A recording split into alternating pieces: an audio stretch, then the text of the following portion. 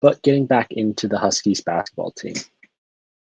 So it's really just been an end of a nightmare for the Huskies in the season, going 1-11 in their fall games. They then finished the regular season with a record of 5-20, and in their first game in the Pac-12 tournament at the 10 seed, going up against the 7 seed Utah, they lost. Now heading into the tournament, going up against Utah, comparing them, UW was 1-1 against Utah. They lost the first game they played against Utah all the way back in December by 14 points. They then won the most recent game against Utah, which took place in January. UW won that game 83-79. So really going into this game, it could have gone either way, in my opinion. Now in the tournament against UW or against Utah, they lost 95-98. The score really doesn't tell the whole story though, as UW at times was down by nearly 20 points. And really what killed the Huskies this game was their inability to get anything going on their offensive end or defensive end. For the Huskies, whenever they would make a shot and kind of chip away at that lead, Utah would always be able to respond with a big bucket. Utah was especially hot from deep, making a whole bunch of threes. Now, I don't quite have the statistics. Oh, here they are. So Utah shot 14 of 26 from deep, shooting over 50%. It's really hard to beat a team when they're making 14 threes and shooting over 50%. And as you saw, UW didn't beat that team. Now, UW did really fight the whole game, especially towards the end. Washington was down by 19 with just under 6 minutes to go in the game. They're down 66-85. The Huskies then really turned it up a notch, started to make some three-pointers themselves, but it was simply too little too late to really make a difference. Utah was led by Timmy Allen, who put up 24 points, shooting 8 of 13 with 11 rebounds and 4 assists.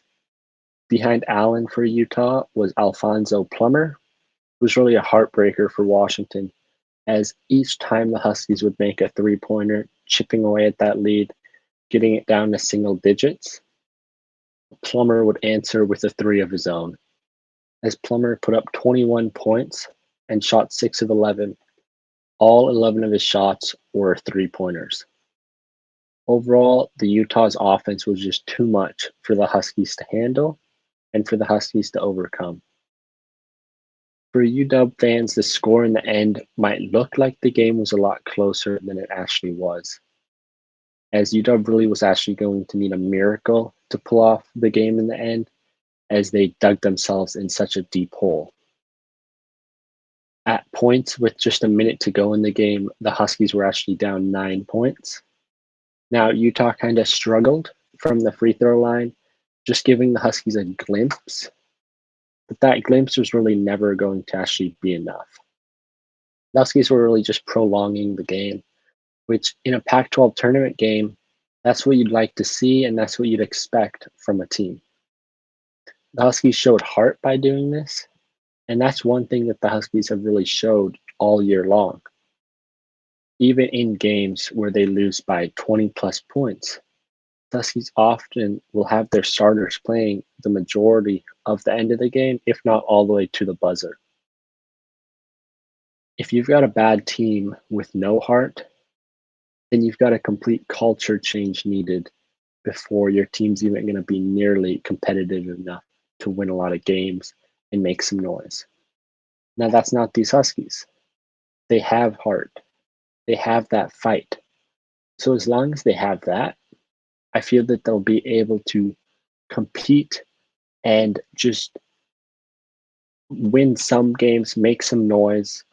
But overall, this team isn't good enough to really win enough games to make it to the NCAA tournament or make a bunch of noise. What I'm saying is, with the heart, they'll be able to get those upset wins, and they'll lose a lot of close games.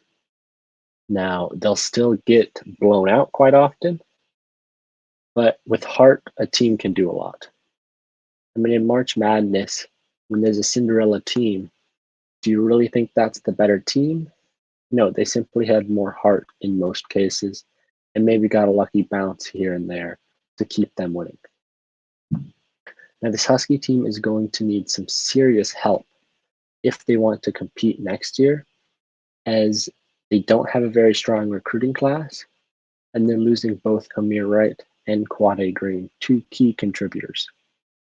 Green definitely is heading out on a high note after having, in my opinion, his best game in the Husky uniform. Green shot 10 of 18 against Utah, putting up a career high of 31 points. To add to his point total, Green also dished out 7 dimes. He had 2 steals and 3 rebounds and shot a perfect 9 for 9 from the free throw line. Then, right in his final game in the Husky uniform, it was not the way he wanted to go out. He got into some early foul trouble, picking up 4 fouls quickly and just not being able to play as many minutes as he'd like. In his limited minutes, though, he still made an impact, shooting 3 of 6 from deep and hauling in 6 rebounds. Now, was the team perfect this year? No. But losing 2 of your top contributors and not adding anyone who appears to be capable of making an instant impact is really a recipe for disaster that the UW fans really should know all too well about.